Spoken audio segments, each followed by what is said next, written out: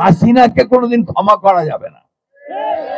হাসিনা হচ্ছে মানব জাতির একটা কলঙ্ক।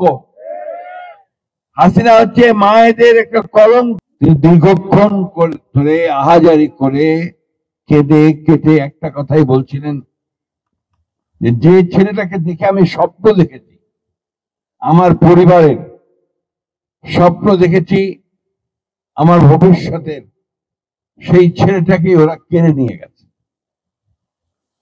এবং কেড়ে নিয়ে গেছে একটা নিদারুণ ভয়াবহ মর্মান্তিক পাশবিক ভাবে। তাকে গুলি করে মেরেছে, পড়ে গেছে, এরপর একটা ভ্যানের মধ্যে উঠিয়েছে। বেঁচে আছে না মরে গেছে সেটাও না দেখে আরো ৬-৭টা লাশের সঙ্গে তাকে পড়িয়ে দিয়েছে। চিন্তা করতে পারেন, একটা স্বাধীন দেশের নাগরিক আমরা 19৭১ সালে যুদ্ধ করেছিলাম একটা স্বাধীন দেশের জন্য। সেই দেশের পুলিশ প্রশাসন যারা আমার রাষ্ট্রের নিরাপত্তা রক্ষার জন্য দায়িত্ব পালন করে, যাদের বেতন আসে আমাদের প্রত্যেকের ট্যাক্সের টাকা থেকে, তারা আজকে আমার ছেলেকে হত্যা করছে, পুড়িয়ে মারছে। কি নির্মম নৃশংস অমানবিক। এই জন্যই হাসিনাকে কোনোদিন ক্ষমা করা যাবে না। হাসিনা হচ্ছে মানব জাতির একটা কলঙ্ক। হাসিনা হচ্ছে মায়েদের একটা কলঙ্ক। আমাদেরকে প্রথম কাজ হবে এদের বিচার করা। দ্বিতীয় কাজ হচ্ছে এই পরিবারগুলো, ওই যে মা যে তার ছেলেকে দেখে স্বপ্ন দেখেছিল যে তার দুঃখ দূর হবে, সেই পরিবারগুলোর পুনর্বাসনের ব্যবস্থা করা। আর যারা আহত হয়ে আছে, যারা চোখ হারিয়েছে, তাদের পুনর্বাসনের ব্যবস্থা করা। এটা না হলে ভবিষ্যৎ এবং জাতি আমাদের ক্ষমা করবে না।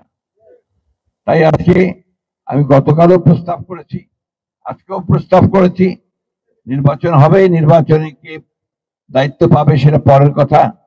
আমরা আমাদের দলের পক্ষ থেকে আমি আজকেই আমি ভারপ্রাপ্ত চেয়ারম্যান মহোদয়কে বলবো যে আমরা দলের পক্ষ থেকে একটা ফান্ড রেজ করবো। সে ফান্ডে আমরা এই সমস্ত পরিবারগুলোকে আমাদের পক্ষে যতটুকু সম্ভব আমরা সহযোগিতা করব। ইতিমধ্যে আমাদের ভারপ্রাপ্ত চেয়ারম্যান সাহেব এই যে আমরা বিএনপি পরিবার, তাদের মাধ্যমে কিন্তু তিনি এই কাজটি করছেন। বন্ধুগণ, বক্তব্য বাড়াবো না।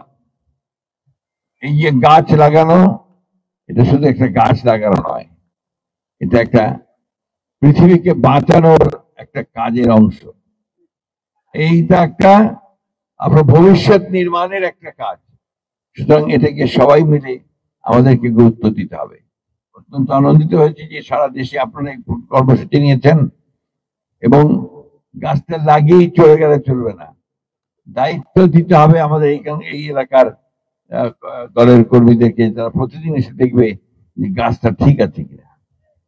এটা কিন্তু খুব জরুরি। তা নাহলে গাছ হচ্ছে আপনার মানুষের মতো, শিশুর মতো, তাকে পরিচর্যা না করলে সে কিন্তু মরে যায়।